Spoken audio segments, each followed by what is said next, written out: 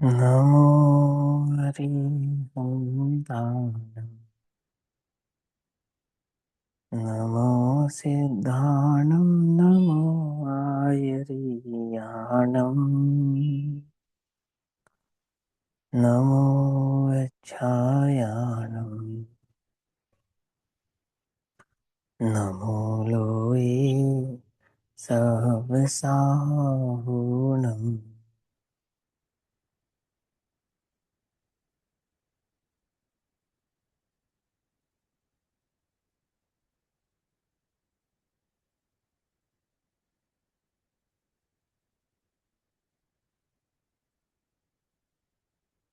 मंगलमय मंगलकरण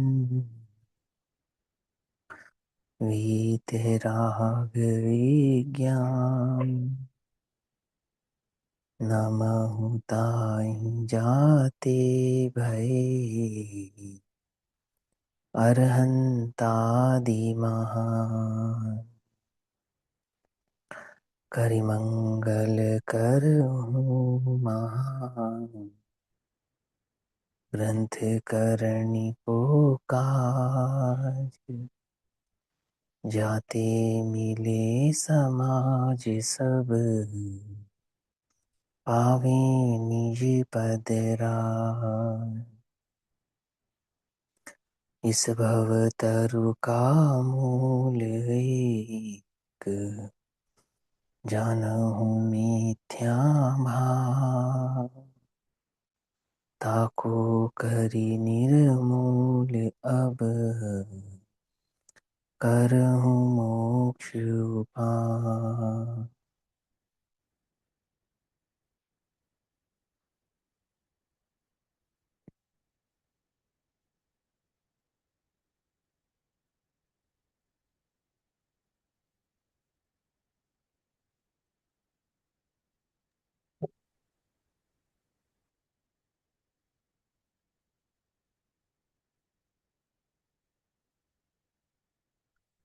हमारे रात्रिकालीन स्वाध्याय का विषय चल रहा है पूज्य बहन श्री के वचनामृत।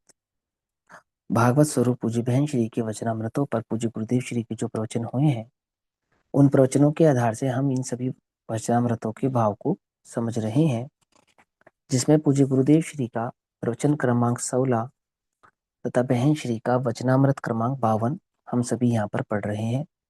पेज नंबर 138 138 नंबर का पेज है। वचनामृत प्रवचन नाम की पुस्तक, वचनामृत क्रमांक 52। इसमें पूज्य बहन श्री कहते हैं, शरीर शरीर का कार्य करता है, आत्मा आत्मा का कार्य करता है, दोनों भिन्न भिन्न है। उनमें यह शरीर आदि मेरे ऐसा मानकर सुख दुख ना कर, अपितु उनका ज्ञाता बन जा। ज्ञाता बन जा माने शरीर का ज्ञाता बन जा, अर्थात शरीर में किसी प्रकार की कर्तृत्व बुद्धि मत रख। समझना ध्यान से, शरीर का ज्ञाता बनने का अर्थ ऐसा नहीं है जैसे इन जनरल हम ज्ञाता बनने का उदाहरण देते हैं कि जैसे आप लोग पिक्चर देखते हैं तो पर्दे में होने वाली उस पिक्चर पे आप कुछ नहीं कर सकते, दर्शक बन के उसको देखते हैं। लेकिन जब आप दर्शक बन के पिक्चर को देखते हैं तो आपका जो उपयोग है वो उस पिक्चर से जुड़ा है। समझना आप, ये बात तो ठीक है, आप उस पिक्चर में कुछ नहीं कर सकते, उस मूवी में आप कुछ नहीं कर सकते, लेकिन उपयोग से उस मूवी के अंदर जुड़े तो है ना, उसमें सुख दुख तो कर रहे हैं ना, है ना। यहां तो सुख दुख नहीं करना, उसका ज्ञाता बनना है। तो ज्ञाता कैसे बनते हैं? अगर उपयोग उस तरफ जावे, माने देह की ओर जावे, तो सुख दुख हुए बिना रहेगा नहीं। ज्ञाता बन जाने का अर्थ यह है कि मैं शरीर हूं ऐसी मान्यता का त्याग कर दे।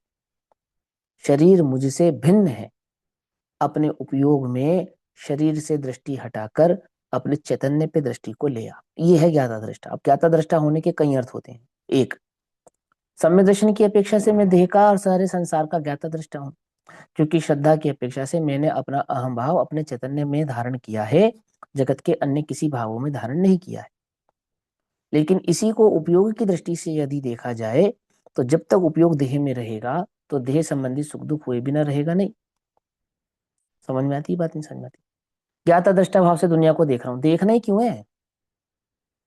देखना ही क्यों है? देखने में आ जावे, जानने में आ जावे तो हम ज्ञाता दृष्टा है, और जानने की हमें कोई जिज्ञासा नहीं है। कैसे? ज्ञाता दृष्टापने से भी जानने की हमें जिज्ञासा नहीं है। क्या समझे?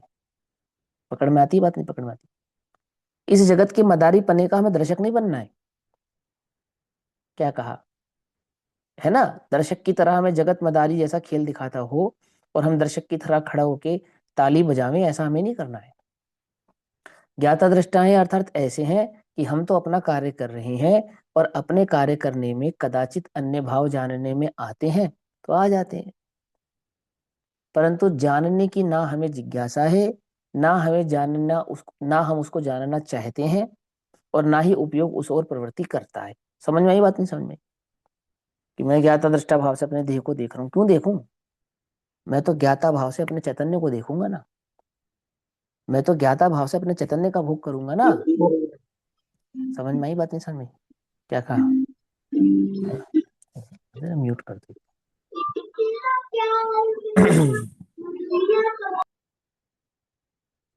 तो क्या कहते हैं? दोनों भिन्न भिन्न स्वतंत्र हैं, अर्थात शरीर और आत्मा दोनों भिन्न हैं। उनमें ये शरीर आदि मेरे ऐसा मानकर सुख दुख ना कर ज्ञाता बन जा। अब सुख दुख नहीं करना और ज्ञाता बनना, तो सुख दुख तभी नहीं पर करेगा जब उस ओर दृष्टि नहीं करेगा, उसमें अपनापन नहीं करेगा। ठीक है? देखो, हमारा उपयोग किसी को जानने रूप भी तभी प्रवर्तेगा जब वहां हमें राग होगा। समझना ध्यान से। छदमस्त वीतराग भाव से नहीं जानता इस जगत को, केवली जानते हैं वीतराग भाव से इस जगत को। और इसलिए मुनिराज जो उपयोग बहिर्मुख है उसको बुरा मानते हैं, अच्छा नहीं मानते, और जो उपयोग अंतर्मुख है उसे अपना कार्य मानते हैं। बोला ऐसा करते हैं? नहीं करते हैं? हम ज्ञाता दृष्टा भाव से शास्त्र लिख रहे हैं ऐसा नहीं मानते, अपितु ज्ञाता दृष्टा भाव से भी शास्त्र में उपयोग को जाना वो बुरा मानते हैं। मानते नहीं मानते? शुभोपयोग में ज्ञाता दृष्टा पने की भावना नहीं भाती। मुझे शुभोपयोग, ये म्यूट कर दो एक बार, है ना? मुझे शुभोपयोग करना ही नहीं है, मुझे शुभोपयोग में प्रवर्तना ही नहीं है, भावना तो यह है उनकी। कुछ बात समझ में आ रही ना रही है? मैंने हमारा ज्ञाता दृष्टा पने का पुरुषार्थ कैसा है कि हम अपने उपयोग को सारे जगत से हटाना चाहते नहीं है, और सारे जगत की ज्ञाता दृष्टा होना चाहते हैं। आती है बात? समझ में नहीं आती? है ना?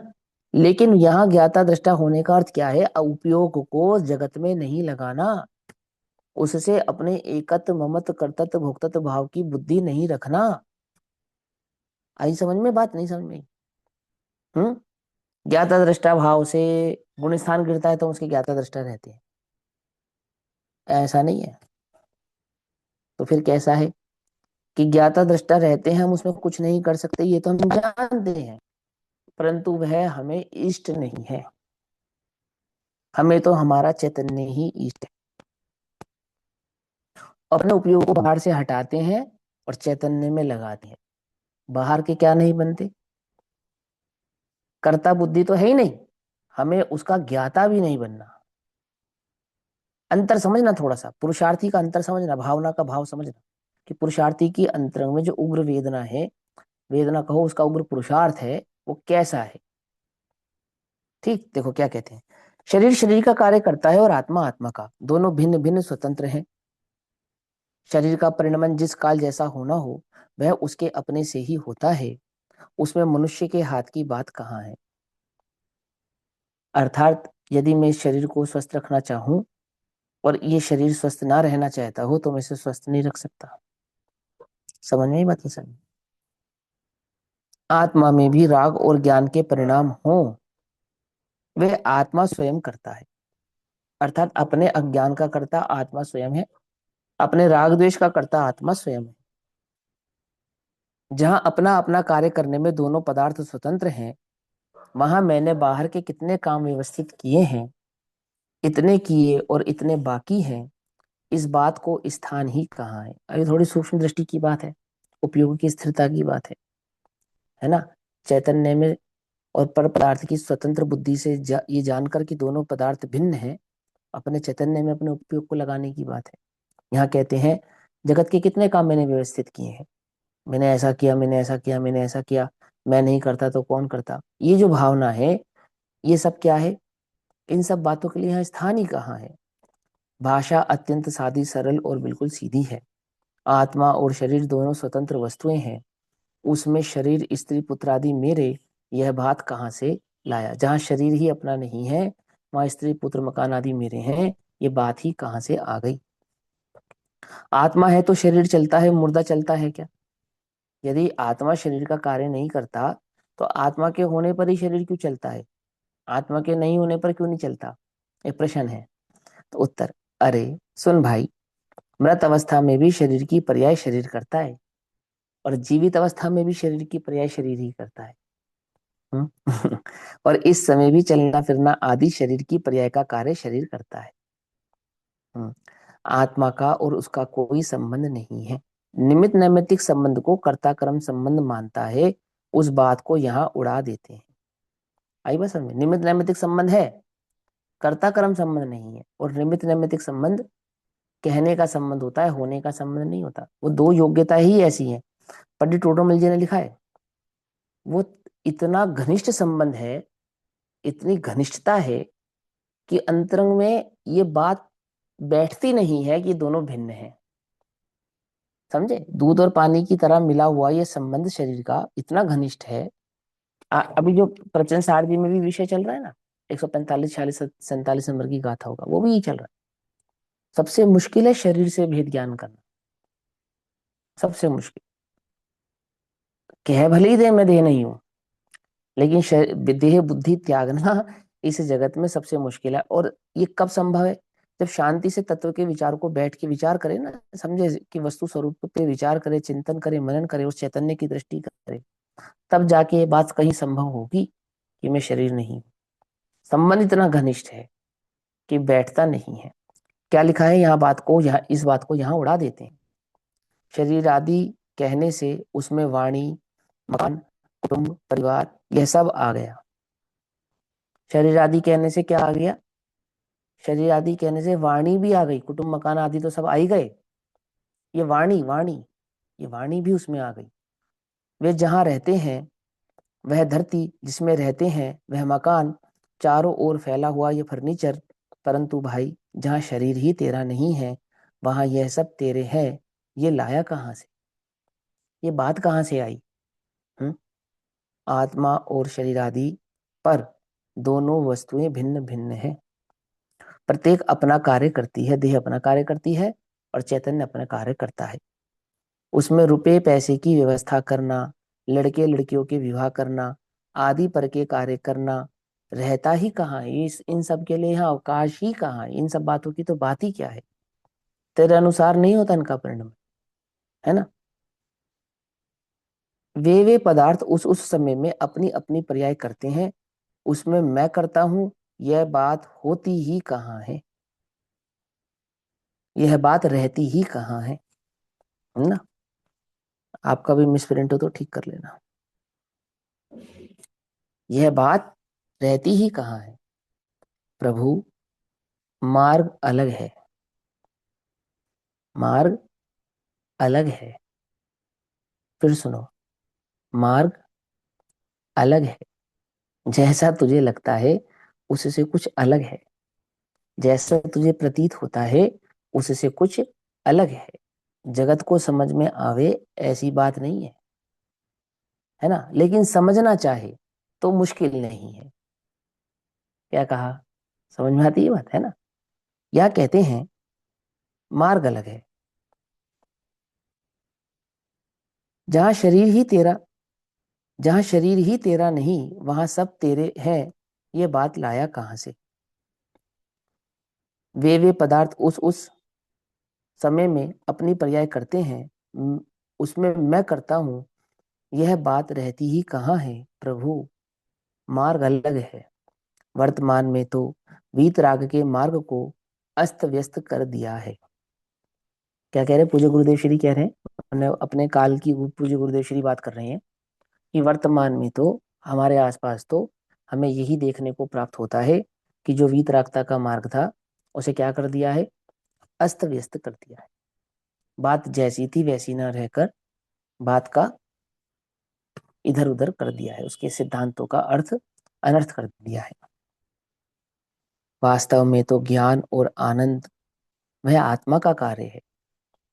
ज्ञान लक्षण आत्मा का है, आनंद लक्षण आत्मा का है, चैतन्य का है। पर से भिन्न करने के लिए ऐसा कहते हैं कि राग उसका कार्य है, परंतु वह अज्ञान भाव से, अर्थात ज्ञान भाव से तो ज्ञान ही उसका कार्य है। क्या कहते हैं? पर से भिन्न करने के लिए क्या कहते हैं? राग उसका कार्य है। मैंने वो जो पर से एकत्व भाव छोड़ा था ना, तब उसमें राग उसका कार्य है, ऐसा कहते हैं। परंतु वह तो अज्ञान भाव की अपेक्षा से कहते हैं। वास्तव में देखा जाए तो अज्ञान आत्मा का लक्षण थोड़ी है, आत्मा का लक्षण तो ज्ञान है। ऐसा ज्ञान भाव से तो ज्ञान ही उसका कार्य है। जगत का प्रत्येक रजकण अपना कार्य स्वतंत्र रूप से करता है। क्या समझ में बात है ना?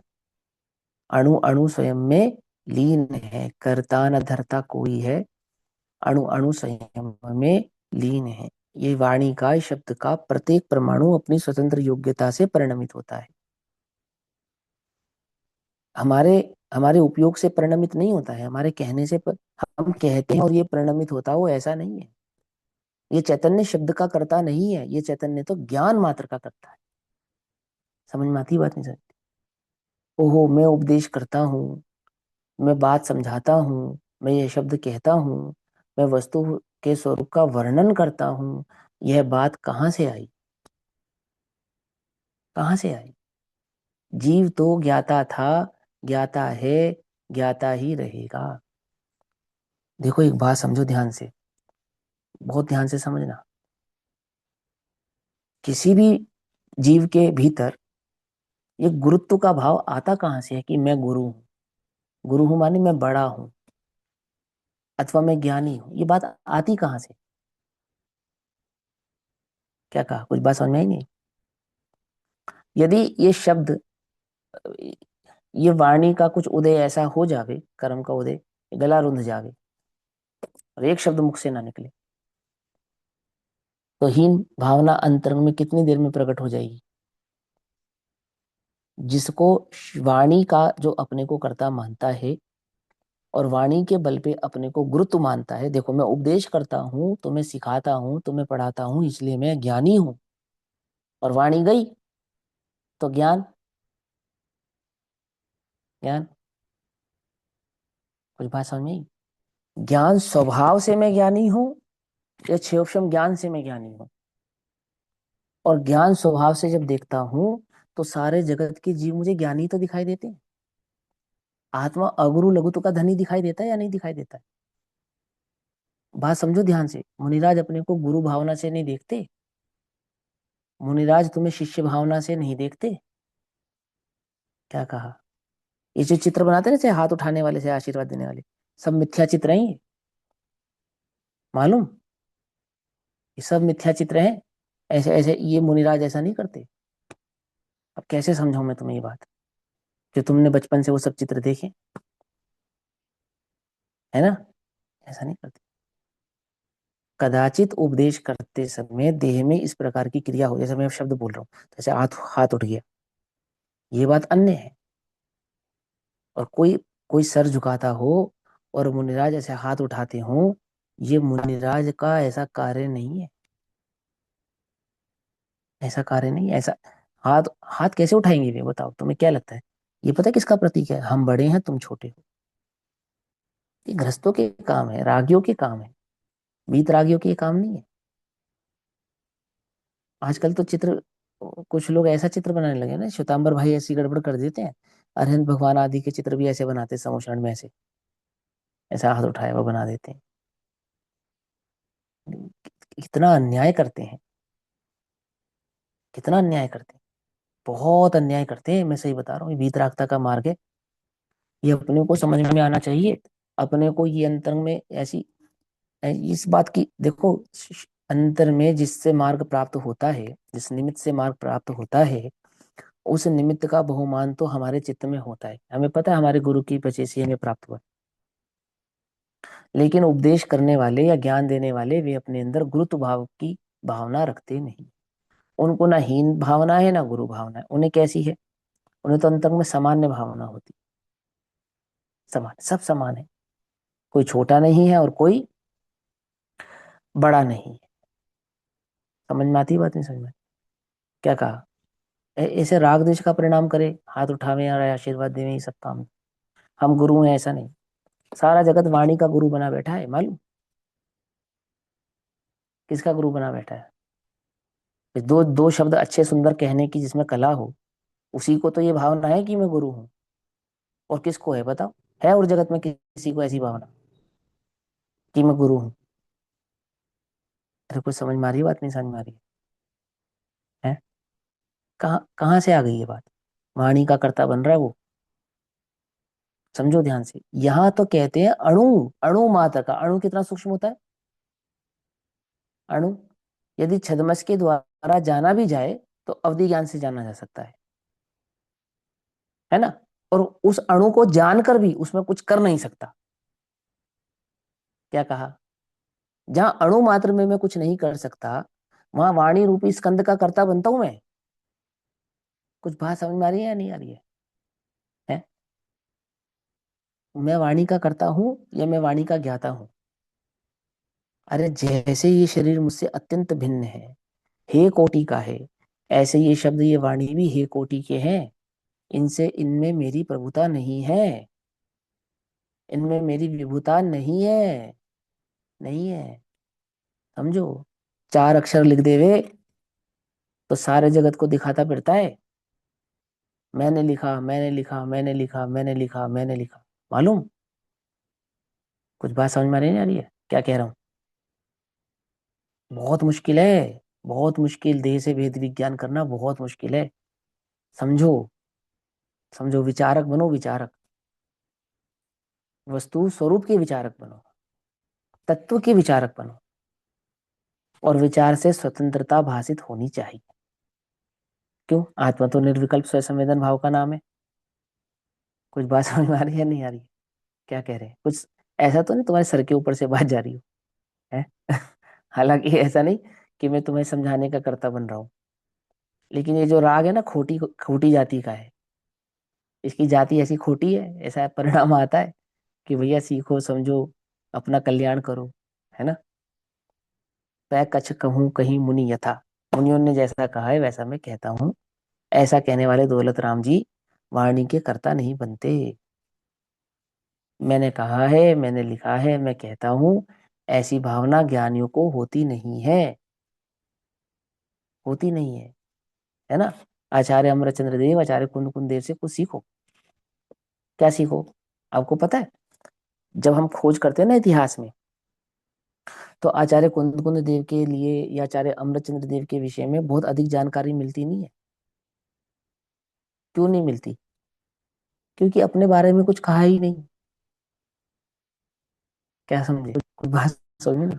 जिसने ये स्वीकार लिया कि मैं चिन्ह हूँ, उसने इस देह का परिचय कहीं दिया ही नहीं।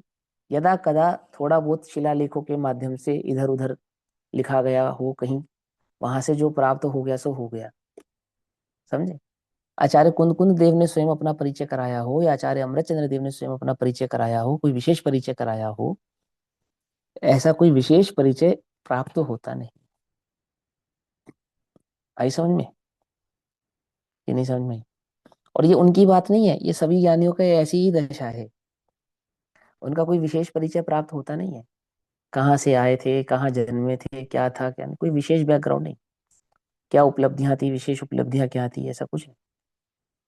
पंडित टोडरमल जी के बारे में भी जयचंद छाबड़ा आदि जैसे विद्वानों ने जो कहा, अन्य विद्वानों ने जो कहा, या उस समय के अन्य विद्वानों के माध्यम से जो लिखा गया, पढ़ा गया, कहा गया, उसके उसके आधार से तो समझ में आता है।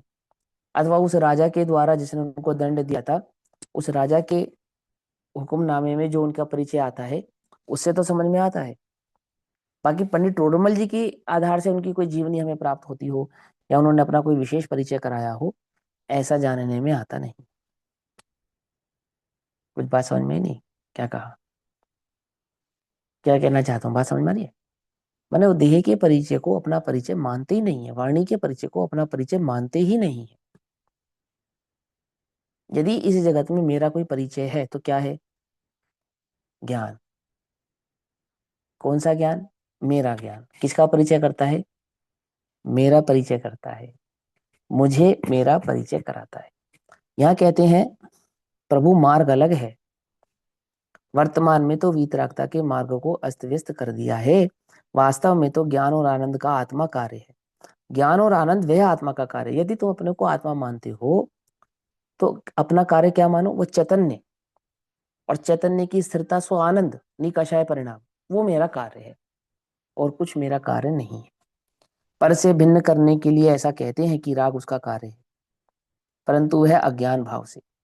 मैंने, तू राग मत कर, ऐसा कहते हैं ना, तू राग मत कर, तो क्या कहा, राग तेरा कार्य है, तू राग मत कर। पर का तो कुछ नहीं कर सकता। यदि तो कुछ कर सकता है तो राग करता है बस। राग का कर्ता आत्मा को कहते हैं कि दूसरे पदार्थ से भिन्न बतलाना है इसलिए। और राग को का कर्ता कहते हैं सो वह भी अज्ञान की अपेक्षा से कहते हैं, ज्ञान की अपेक्षा से नहीं। क्यों? क्योंकि ज्ञान भाव से तो ज्ञान ही उसका कार्य है। जगत का प्रत्येक रजगण अपना कार्य स्वतंत्र रूप से करता है। जगत का प्रत्येक रजकण, रजकण समझते हो ना, परमाणु को कहते हैं रजकण। तो मैंने रेत का कण आपकी समझाने की अपेक्षा से, परंतु जगत का प्रत्येक परमाणु होता जगत स्वयं परिणाम, अणु अणु अणु अणु स्वयं में लीन है, कर्ता न धरता कोई है। हम्म। और आत्मा भी अपने जानने का कार्य स्वतंत्र करता है। आहा, यह बात समझ में कैसे आए, यह बात कैसे बैठे, अर्थात यह बात तुम्हारे को समझ में कैसे आए। प्रभु का मार्ग बहुत सूक्ष्म है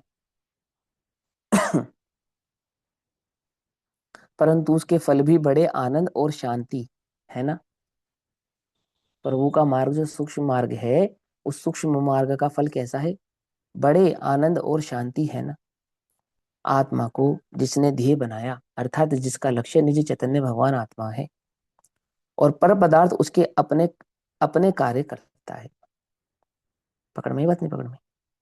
क्या कहा, आत्मा को जिसने ध्येय बनाया और पर पदार्थ उसके अपने कार्य करता है, अर्थात पर पदार्थ अपना कार्य करता है। आत्मा को जिसने ध्येय बनाया उसकी दृष्टि में ये बात समझ में आती है क्या, कि जो पर पदार्थ है वो अपना कार्य करता है।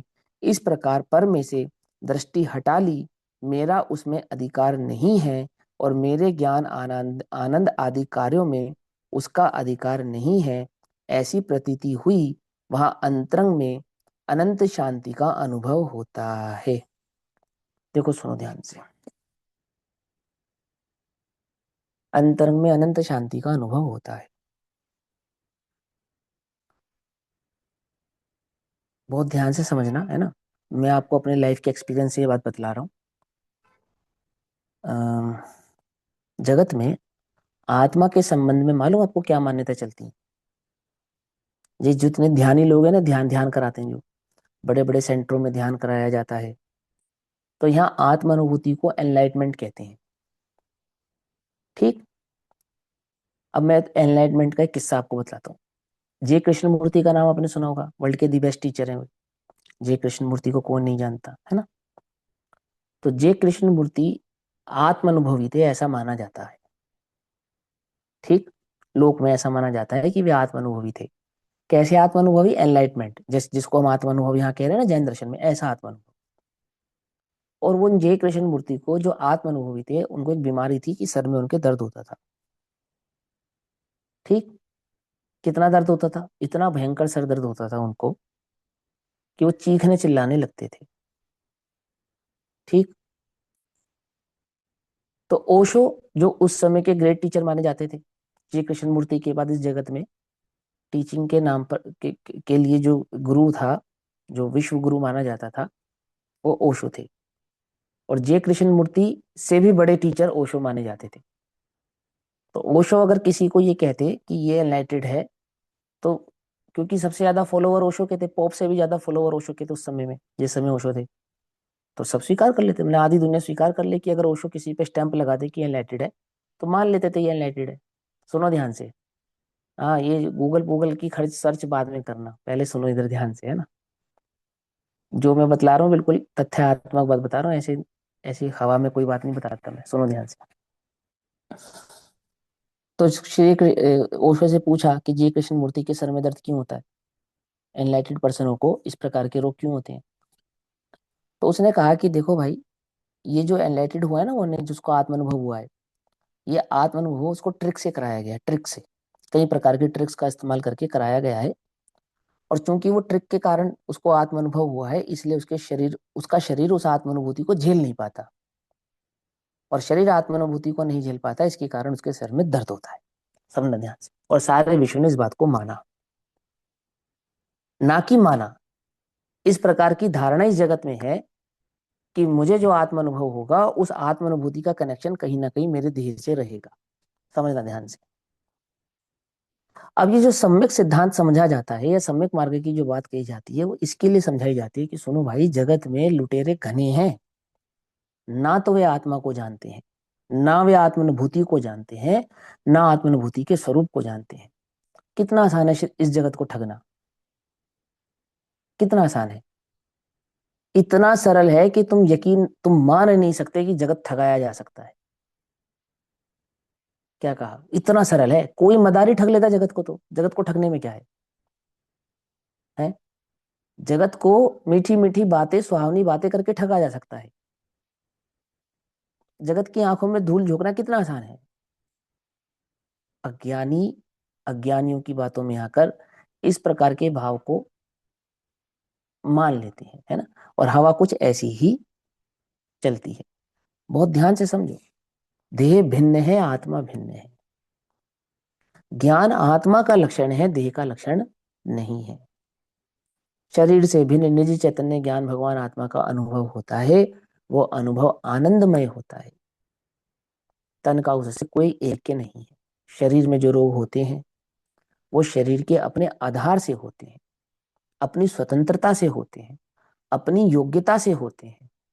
आत्मा का उस शरीर के साथ जितना एक के भाव होता है, अर्थात मिथ्यात्व की अवस्था में जो एकत्व बुद्धि होती है, अथवा मिथ्यात्व के अभाव रूप जो कषाय परिणाम भाव रहता है, अस्थिरता रहती है, उतना उतना राग और द्वेष उस चैतन्य भगवान आत्मा में भी विद्यमान होता है।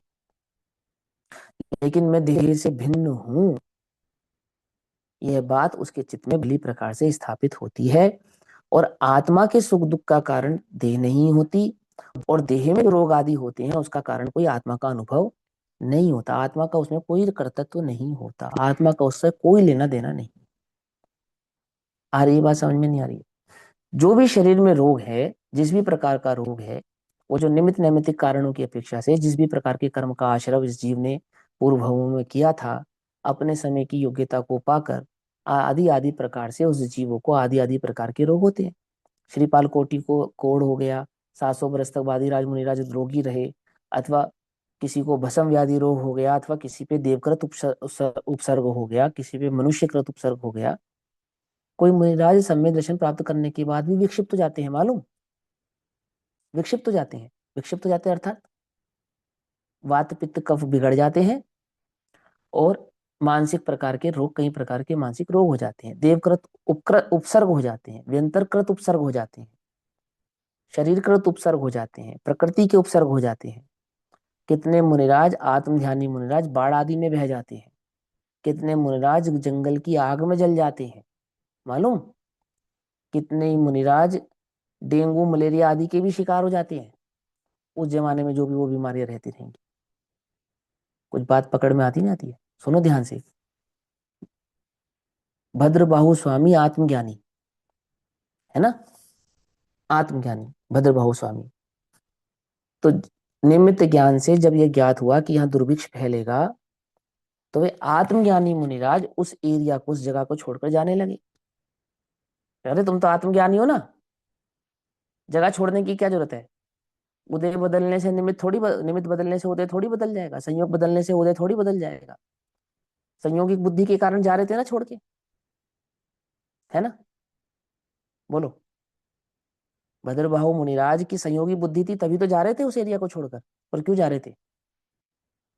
क्या? समझो ध्यान से, बात बहुत ध्यान से समझना। मैं क्या तुम्हें समझाना चाहता हूँ कि वो द्रव्य क्षेत्र काल भाव आदि की अपेक्षा से, गुण स्थान प्रमाण की अपेक्षा से, जीव की योग्यता की अपेक्षा से, नाना प्रकार के संयोगों से जीव प्रभावित होता हुआ दिखाई देता है। परंतु वह प्रभावित होता है तो अपनी स्वतंत्र योग्यता से होता है। किसी भी द्रव्य क्षेत्र काल भाव अन्य द्रव्य क्षेत्र काल भाव की अपेक्षा से नहीं होता है। शरीर की अपेक्षा से नहीं होता है। आत्मा से शरीर प्रभावित नहीं होता है, शरीर से आत्मा प्रभावित नहीं होती है। क्या कहा? तो भी उसको संयोगी बुद्धि आदि जो होती है, जो वर्तमान में उसकी अवस्था होती है, वर्तमान में जो उसकी देहाश्रित दशा होती है वो उसकी तात्कालिक कषाय के कारण होती है। ये तो हुआ उसका नैमित्तिक उत्तर। और वास्तव में वह अपनी स्वतंत्र योग्यता से होती है, किसी के कारण होती नहीं है। समझ में आ रही बात, नहीं समझ में आ रही? क्या कहना चाहता हूँ मैं आपसे? ये इतनी लंबी चौड़ी आपको कहानी जो सुनाई, आत्मा से शरीर प्रभावित होता हो, शरीर से आत्मा प्रभावित होता हो, ऐसा आत्मा का स्वरूप नहीं है, ऐसा शरीर का स्वरूप नहीं है। ये बात तो सच्ची देखी जाती है ना। अनादि से जीव का शरीर के साथ ऐसा ही संबंध देखा जाता है, संश्लेष संबंध। कैसा है ये संश्लेष संबंध? कि शरीर में आत्मा रहता है तो शरीर स्वस्थ और जीवित दिखाई देता है, और शरीर में आत्मा नहीं रहता है तो ये शरीर मुर्दा की भांति निर्जीव होता दिखाई देता है। ऐसा होने पर भी चैतन्य के कारण शरीर नहीं जीता और शरीर के कारण चैतन्य नहीं जीता।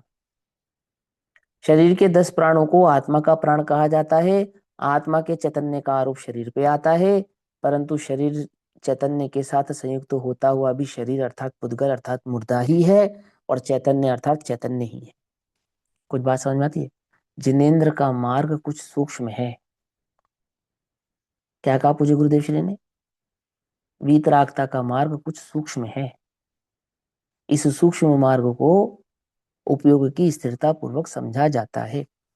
ध्येय बनाया है आत्मा को जिसने ध्येय बनाया, और पर पदार्थ उसके अपने कार्य करता है, इस प्रकार पर में दृष्टि हटा ली, मेरा उसमें अधिकार नहीं है और मेरे ज्ञान आनंद आदि कार्य में उसका अधिकार नहीं है, ऐसी प्रतीति हुई। मेरे ज्ञान आनंद आदि में किसका अधिकार नहीं है? शरीर आदि परद्रव्यों का अधिकार नहीं है, और शरीर आदि परद्रव्यों के अधिकार में मेरे ज्ञान आनंद आदि का अधिकार नहीं है। समझ में आती बात? हम्म। ऐसी प्रतीति हुई, वहां अंतर में अनंत शांति का अनुभव होता है।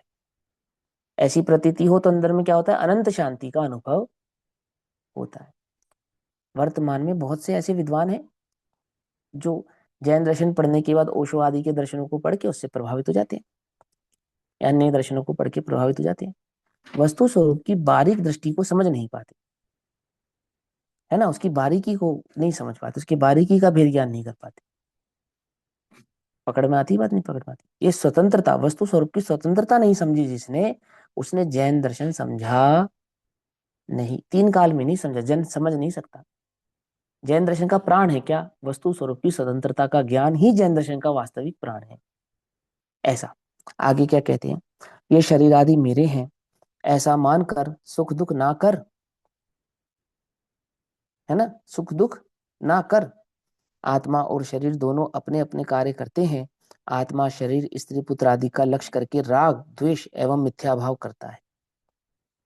चैतन्य क्या करता है? पर वस्तु का लक्ष्य करता है।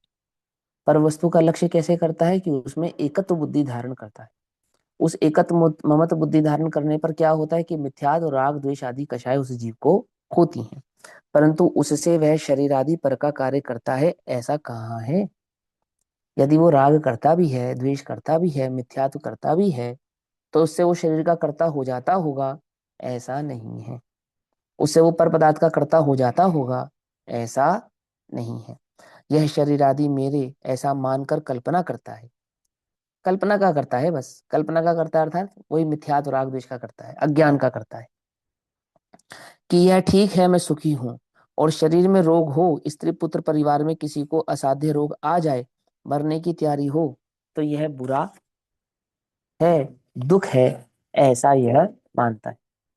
इस प्रकार कल्पना में अच्छा बुरा सुख दुख ना कर ज्ञाता हो जा। ज्ञाता हो जा, कैसे हो जा ज्ञाता? शरीर का ज्ञाता हो जा ऐसा नहीं, चैतन्य की दृष्टि करे तो शरीर का ज्ञाता हो गया ऐसा कहेंगे तो क्या? शरीर का ज्ञाता हो जा। लेकिन शरीर का ज्ञाता कौन है? जिसे चैतन्य की खबर है, जिसे अपने ज्ञाता दृष्टा स्वभाव की खबर है, जिसका अपना अहम परा अपने चैतन्य भाव में है, वो तो वास्तव में इस देह आदि का ज्ञाता है। और जो कोरा देह आदि का ज्ञाता बन रहा है, साक्षी बन रहा है, वो वास्तव में शरीर का ज्ञाता नहीं है। वो ज्ञाता होना की भी एक कल्पना है। क्या कहा? एक प्रकार का मिथ्यात्व है ये भी। समझे या नहीं समझे? कैसा मिथ्यात्व है ये? ज्ञाता हो जाना एक प्रकार का मिथ्यात्व है। मैं तो ज्ञाता हूं। कैसे ज्ञाता है बता? कैसा ज्ञाता है? ज्ञाता किसे कहते हैं? पर को देखना उसको ज्ञाता नहीं कहते। तुम ज्ञाता दृष्टा भाव से किसी की खिड़की में झांको कि भाई साहब मैं तो ज्ञाता दृष्टा भाव से झांक रहा था, है? झांक सकते हो? ज्ञाता दृष्टा भाव से किसी की जेब में झांक सकते हो? जेब जेब देख सकते हो किसी की? ज्ञाता दृष्टा से होकर तो देख सकते हैं ना। ज्ञाता दृष्टा होकर नहीं देख सकते। कोई नोट गिनता हो तुम उसे ज्ञाता दृष्टा होकर नहीं देख सकते। किसी की स्त्री को तुम ज्ञाता दृष्टा भाव से नहीं देख सकते। किसी पुरुष को ज्ञाता दृष्टा भाव से नहीं देख सकते। बोलो, है? अरे भाई उसे ज्ञाता दृष्टा कहते ही नहीं है। समझे? उपयोग पर में हो और मैं पर का ज्ञाता दृष्टा हूं, ऐसा होता नहीं है। आजकल तो ज्ञाता दृष्टा की ही परिभाषा है कि हम तो भैया ज्ञाता दृष्टा भाव से खाते हैं पीते हैं, जगत के सारे कुचाल करते हैं। सारे कुचाल कैसे करते हैं? ज्ञाता दृष्टा भाव से करते हैं। समस्त पाप हमारे जगत में, हमारे जीवन के समस्त पाप। अरे तुम क्या बात करते हो? हम तो अपने क्रोध के भी ज्ञाता है। जैसे ही जीव क्रोध का ज्ञाता है ना, वास्तव में पता है क्रोध का ज्ञाता नहीं, मिथ्यात्व का ज्ञाता है। क्रोध कोई कषाय है क्या? बोलो। क्रोध, कषाय का नाम क्रोध है या अनंतानुबंधी है? कषाय क्रोध को कहते हैं या अनंतानुबंधी को कहते हैं? क्रोध तो कषाय का उपनाम है, अनंतानुबंधी की उपकषाय है। वो तो मूल कषाय है ही नहीं। क्रोध तो संजलन में भी है। कुछ बात समझ में आती नहीं आती है? कुछ समझ में आता है नहीं आता? मैं क्रोध का ज्ञाता दृष्टा हूँ। अरे जो क्रोध के ज्ञाता दृष्टा हैं वे मिथ्या दृष्टि हैं। जो आत्मा का अनुभव करते हैं, चैतन्य की ज्ञाता हैं, वे वास्तव में सम्यक दृष्टि हैं। क्या कहा? कुछ समझ में आई? बात नहीं समझ समझ में आई या नहीं समझ में आई? ज्ञाता दृष्टा हूं का अर्थ क्या होता है? ज्ञाता दृष्टा का अर्थ होता है चैतन्य में एकत्व, पर में एकत्व ना होना, पर में एकत्व बुद्धि का ना होना। उपयोग पर से हटाए नहीं, उपयोग चैतन्य में लाए नहीं, चैतन्य में एक के भाव धारण करे नहीं, और सारे जगत का ज्ञाता हूं ऐसा कहता फिरे, तो मिथ्यात्व है। आती है बात समझ में? ज्ञाता नाम का मिथ्यात्व है, ये साक्षी नाम का मिथ्यात्व। सारे जगत के जितने भी सांख्य मती हैं, है ना? और सांख्य मती क्यों? जितने भी इस जगत में दर्शन चैतन्य को स्वीकारते हैं, इस जगत में उन समस्त दर्शनों ने आत्मा को साक्षी स्वीकारा है। समझ? चारों वेदों में आत्मा साक्षी भाव है, ज्ञाता दृष्टा है, ऐसा लिखा है। संपूर्ण सांख्य मत, संपूर्ण वेदांतिक मत, संपूर्ण वेदांत, संपूर्ण शैव मत, वैष्णव मत, ओशो, ब्रह्म कुमारी, जितने भी प्रचलित मत हैं, जितने भी, सब आत्मा को ज्ञाता कहते हैं। मालूम? सब एक मत से हैं, एक मत स्वीकारते हैं, आत्मा ज्ञाता दृष्टा है। जितने भी दार्शनिक मत हैं सब। अब बोलो, तुम्हारे ज्ञाता दृष्टा और उनके ज्ञाता दृष्टा में क्या अंतर है? कि तुम सारे जगत के ज्ञाता हो और हम चैतन्य के ज्ञाता है। क्या समझे? ज्ञाता की ज्ञाता है। कुछ समझ में आती है नहीं आती होती? अरे पर से उपयोग हटावे, चैतन्य में उपयोग को लगावे, वो सच्चा ज्ञाता है। सारे जगत से उपयोग को हटावे नहीं, चैतन्य में उपयोग को लगावे नहीं, सारे जगत में ज्ञासक्त होता हुआ सारे जगत का ज्ञाता बने, वो वास्तविक ज्ञाता नहीं है। समझ में आती? बात नहीं समझ में आती? ज्ञासक्ति, ये लुब्धता, इसका नाम ज्ञातापना नहीं है। और ज्ञाक्रांतता का नाम भी ज्ञाता नहीं है ना? सम्यक दृष्टि ज्ञाता जो दृष्टा जीव है, वस्तु स्वरूप को जो जानता है, वो ज्ञासक्त ज्ञ लुब्ध तो है ही नहीं, ज्ञाक्रांत भी नहीं है। ज्ञाक्रांत भी नहीं है। ज्ञान में ज्ञेय का प्रवेश होता ही नहीं है, ज्ञेयकृत अशुद्धता आती ही नहीं है। ऐसा जानकर ज्ञेय से भयभीत भी नहीं होता और ज्ञेय की दृष्टि भी नहीं करता। क्या समझे? ज्ञान की स्थिति, ज्ञान की उत्पत्ति, ज्ञान की अवस्था, ज्ञान का अस्तित्व ज्ञेय से स्वीकार भी नहीं करता और ज्ञान से ज्ञेय के विलय करने का प्रयास भी नहीं करता। क्या कहा? समझना ध्यान से। ये वीतरागियों का मार्ग है, मार्ग थोड़ा सूक्ष्म है भाई, बहुत ध्यान से समझो। वस्तु स्वरूप, वस्तु स्थिति कैसी है, क्या है? कहीं हमारा पुरुषार्थ विपरीत दिशा में तो नहीं जा रहा? कहीं हमारी मान्यता विपरीत मान्यता लिए तो नहीं बैठी? अंतरंग में ये बात आत्मा के संबंध में कोई विपरीतता तो धारण करके नहीं बैठी? अहो मैं सारे जगत का ज्ञाता हूँ, मैं इस देह का ज्ञाता हूँ। ज्ञाता हूँ सुख दुख ना कर, अर्थात सुख की दृष्टि कर, शरीर की दृष्टि मत कर। तू शरीर की दृष्टि करे और तुझे सुख दुख ना हो, ऐसा ऐसा हुए भी ना रह सकता है क्या? हम्म। अरे तो चैतन्य की दृष्टि करे। जो चैतन्य की दृष्टि करते हैं वो सारे जगत के ज्ञाता हैं, ऐसा ही कहते हैं। समझे? लोक ज्ञान में झलके तो झलके, ज्ञान लोगों को झलकाने के लिए कहीं जाता नहीं है। उपयोग चैतन्य से बाहर इस जगत को जानने के लिए जाता नहीं है। आती बस समझ में? ऐसे ज्ञाता मत बनना। कैसे ज्ञाता? कि ज्ञाता दृष्टा होकर जगत के सारे पाप करो। क्या? वी कथाएं सुनते हैं ज्ञाता दृष्टा होके? हम तो ये ज्ञाता दृष्टा होके बैठे रहते हैं बस। जिसको जो कहना होता है कह लेता है।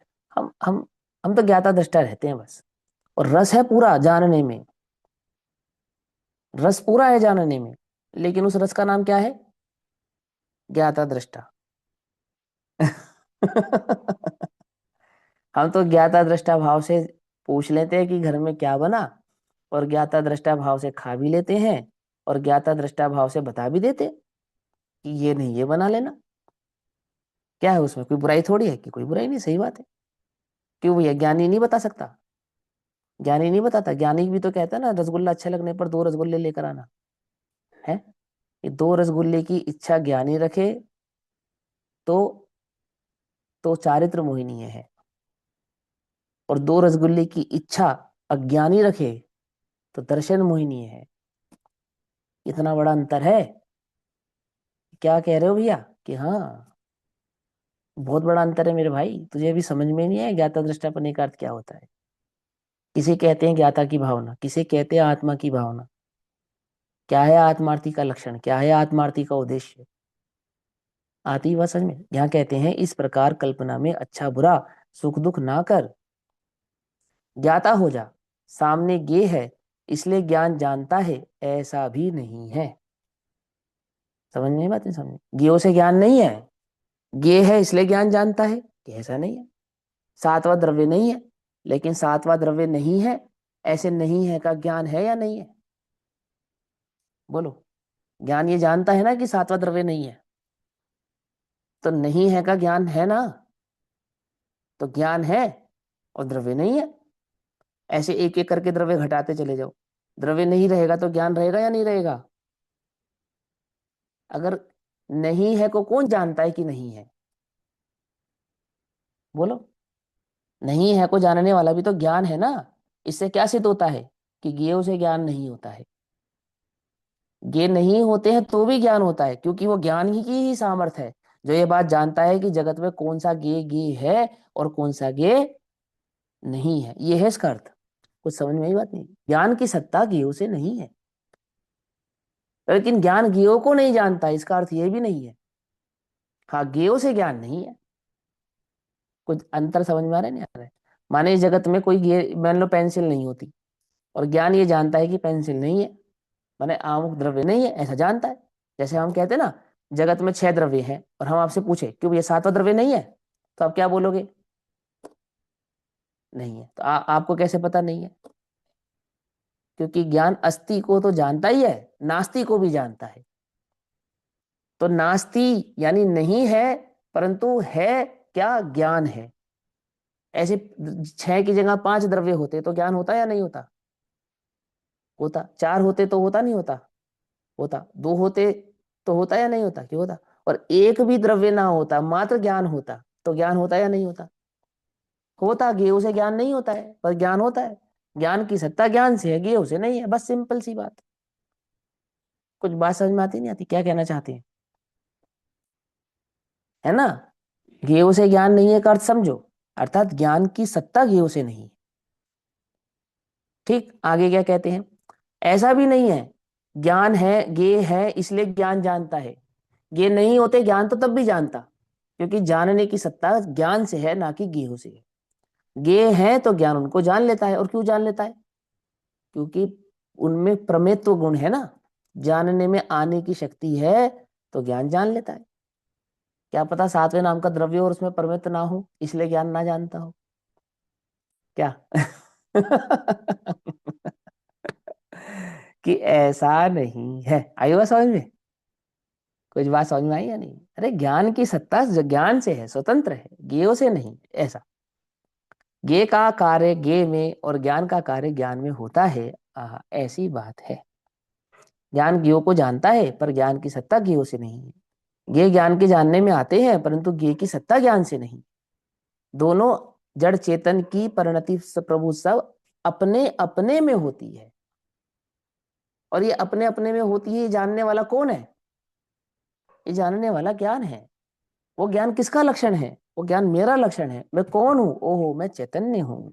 ज्ञान मेरा लक्षण है, मात्र जानना मेरा काम। तो किसको जानूं? कि जगत में अनेकों ज्ञेय हैं, परंतु जानने योग्य तो ज्ञान ही है। क्यों? क्योंकि ज्ञान ज्ञान भी है और ज्ञान ज्ञेय भी है। क्या कहा? कुछ बात समझ में या नहीं? ये चैतन्य कैसा है? ये चैतन्य ज्ञानमय भी है और ये चैतन्य ज्ञेयमय भी है।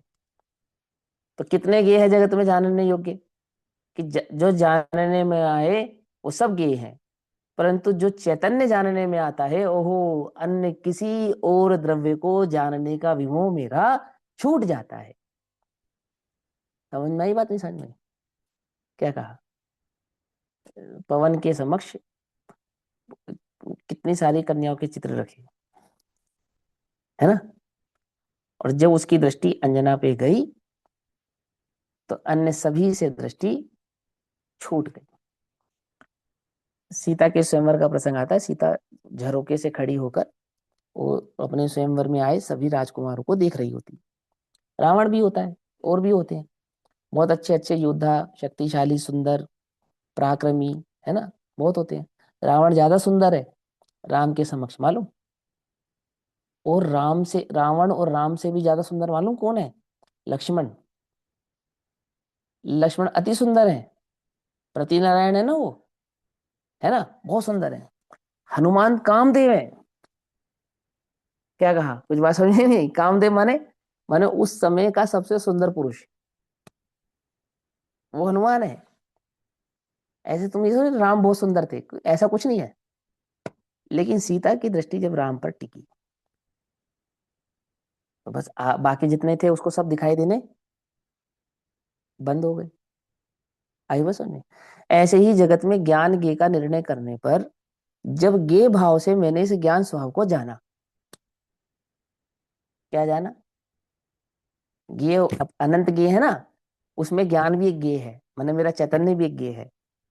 तो इतने सारे ज्ञेयों में जब चैतन्य रूपी ज्ञेय को मैंने जाना, तो मेरा उपयोग इस चैतन्य रूपी ज्ञेयों में तो अहम भाव से टिक गया। और बाकी समस्त ज्ञेयों का क्या हुआ? कि जो जा थे वही थे, पर मेरी दृष्टि से ओझल हो गए। कुछ बात समझ में आई या नहीं?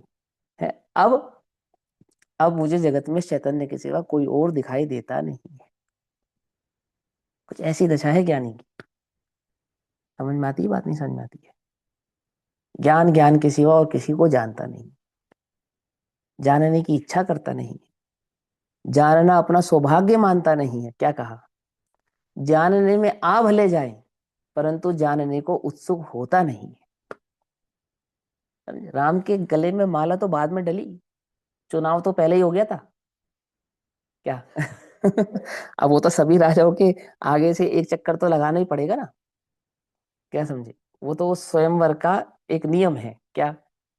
कि भले ही वो वर चुन लिया गया है कन्या के द्वारा, तो भी वो एक बार तो चक्कर लगाएगी ही लगाएगी, कम से कम एक बार उसने चक्कर लगाया और दूसरी बार में चक्कर में सीधा राम के गले में माला डाल दी, बात खत्म। राम तो वहीं झरोके से समझ में आ गए थे उसको। कुछ बात समझ में आती है नहीं आती है? क्या कहा? यहाँ आत्मा अनुभव में आता है, अनुभव में आने से पहले निर्णय हो जाता है। क्या? क्या निर्णय हो जाता है? मैं तो चैतन्य हूँ, ज्ञान मेरा लक्षण है। ये तो पहले ही निर्णय हो जाता है। समझ में ही बात नहीं समझ में आई? फिर अनुभूति में भी आता है। ऐसा ऐसा है इसका स्वभाव। पर को अपना मानकर, हम्म, सामने गे है इसलिए ज्ञान जानता है, ऐसा भी नहीं है। गे का कार्य गे में और ज्ञान का कार्य ज्ञान में होता है। आहा, ऐसी बात है। हम्म। बाकी चर्चा कल करेंगे ना। ओम नमः सिद्धेभ्यः।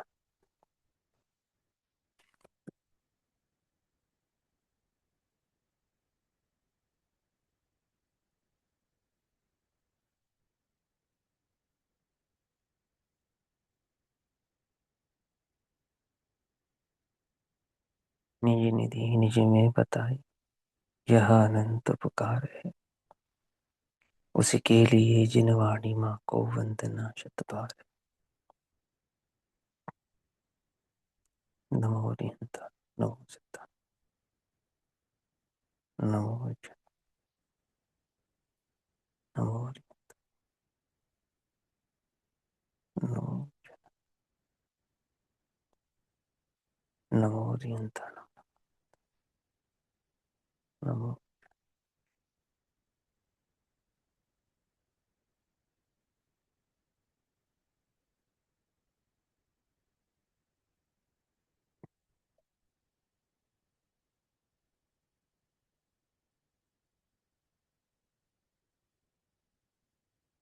जय